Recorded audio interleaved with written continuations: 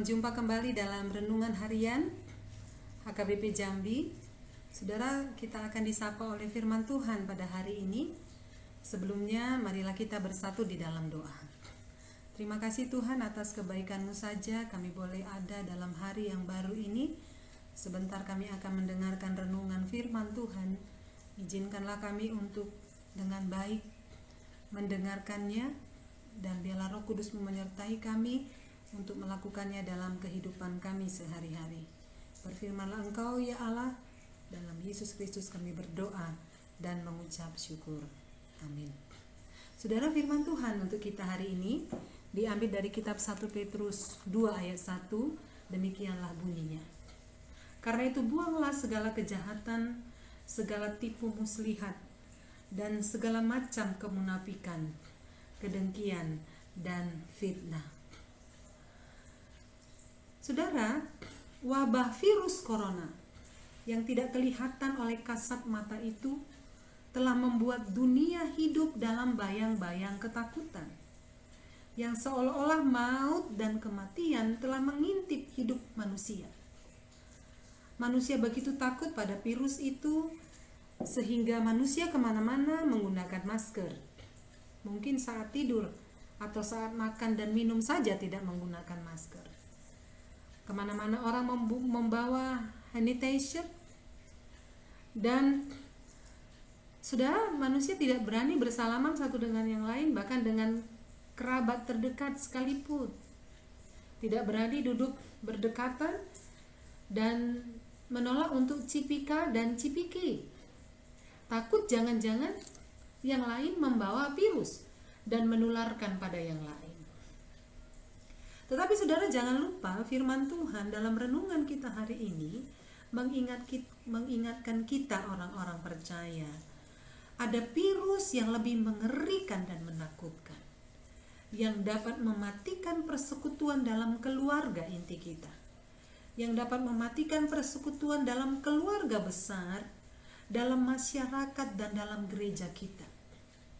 Apakah itu saudara? Yaitu kejahatan, tipu muslihat, kemunafikan, kedengkian, dan firman. Karena itu firman Tuhan hari ini berkata, buanglah. Orang-orang percaya harus menanggalkan dosa itu dengan perasaan jijik. Itu arti kata buanglah. Jijik di sini bagaikan melihat kotoran atau melihat bau, ada perasaan yang tidak suka, dan segera memutuskan untuk tidak melihatnya lagi dan membuangnya jauh-jauh. Saudara, perasaan dan pikiran seperti itulah yang hendak ada dalam hidup orang-orang percaya. Buanglah segala kejahatan itu. Tetapi yang menjadi pertanyaan, bagaimanakah cara membuangnya? Yang pertama adalah membuang dosa itu berhubungan erat dengan belajar firman Tuhan. Orang yang tidak membuang jenis dosa-dosa tadi akan kehilangan kerinduannya terhadap firman Allah. Sedangkan orang yang tidak mencari firman Allah tidak akan bisa membuang dosa-dosa itu. Karena itu kekuatan firman Allah akan memampukan manusia untuk membuang segala dosa itu. Kemudian yang kedua, datanglah pada Yesus yang digambarkan sebagai batu penjuru dalam pembangunan bait Allah. Supaya kita juga adalah yang menjadi salah satu dari batu dalam pembangunan bait tubuh Kristus itu, dipanggilnya untuk menyatu dengan Kristus sebagai batu penjuru dan dijadikannya berguna. Saudara, bayangkan, batu-batu yang berserakan itu tidak berguna. Seindah apapun batu itu, bila dia berserakan di jalan, dia tidak akan berguna. Tetapi bila batu itu dibiarkan saja, justru dia bisa menjadi batu sandungan.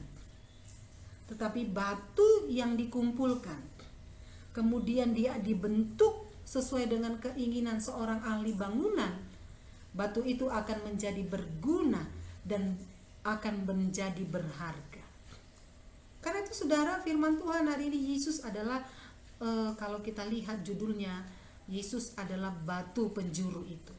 Karena itu dikatakan kita orang-orang percaya adalah salah satu batu daripada pembangunan bait Allah yang melekat pada batu penjuru itu.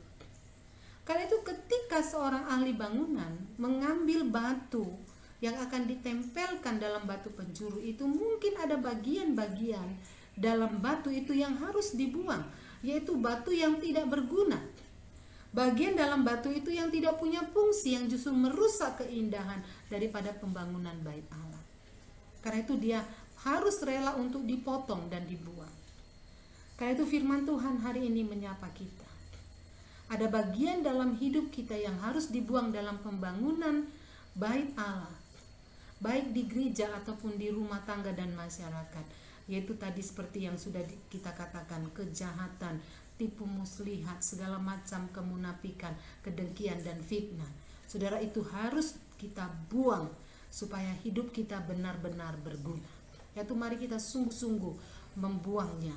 Jangan ada itu melekat dalam hidup kita.